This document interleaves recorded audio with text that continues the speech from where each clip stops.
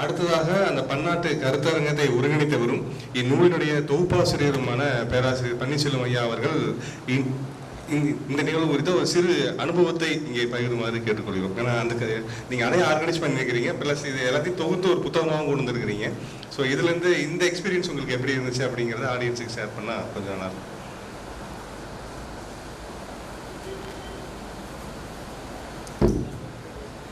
மதிப்பிற்கும் மரியாதைக்கும் உரிய அவையோர் அனைவருக்கும் என்னுடைய பணிவான மாலை வணக்கத்தை தெரிவித்துக் கொள்கின்றேன். 2017ஆம் ஆண்டு எங்களது கல்லூரியிலே தமிழ் துறையின் சார்பாக ஒரு கருத்தரங்கத்தை நடத்தலாம் என்று துறைத் தலைவர்களுடைய கூட்டத்திலே அப்போது முதல்வராக இருந்த ஐயா ஆர்வி அவர்கள் கேட்டுக்கொண்டதற்கிணங்க அந்த கருத்தரங்கத்தை நடத்தலாம் என்று திட்டமிட்டோம். அப்பொழுது பேராசிரியர் மணி ஐயா அவர்களோடு கலந்து ஆலோசிக்கும் பொழுது அவர் கொடுத்த ஆலோசனை மிகவும் சிறப்பாக இருந்தது.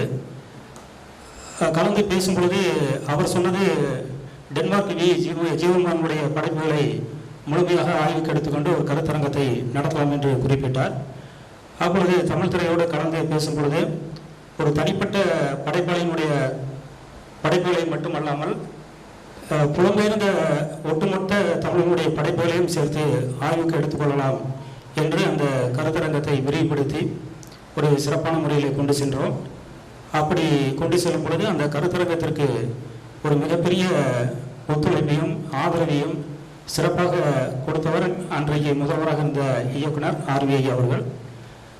அதேபோல் அந்த கருத்தரங்கத்தை தொடங்கியதிலிருந்து, அந்த பேச்சை தொடங்கியதிலிருந்து இன்றைக்கு இந்த நூல் வெளியிடுகின்ற இந்த நிகழ்வு வரைக்கும் முழுமையான ஒரு ஒத்துழைப்பை, ஆலோசனையை, வழிகாட்டியை அரவணைத்து சென்ற பங்கு பேராசிரியர் மணியை அவர்களுக்கு அவரையே சாரும்.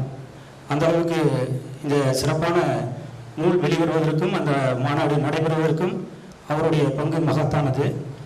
அந்த வகையிலே நான் அவருக்கு தனிப்பட்ட முறையில் நன்றியையும் தெரிவித்துக் கொள்கின்றேன்.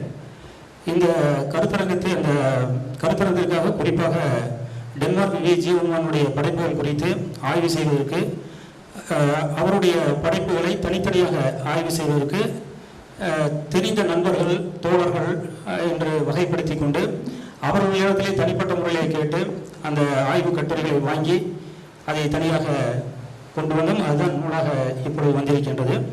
அந்த நூலுக்கு கட்டுரையை கேட்ட பொழுது உடனே வழங்கிய தோழர்கள் கலைக்கோவன், தங்கவேல் ஐயா, அதே போல முருகேசன் ஐயா போன்றவர்களெல்லாம் உடனாக படித்து அந்த கட்டுரையை வழங்கினார்கள். அந்த வகையில் அவர்களுக்கு என்னுடைய மகிழ்ச்சியையும் நன்றியையும் தெரிவித்துக் கொள்கின்றேன்.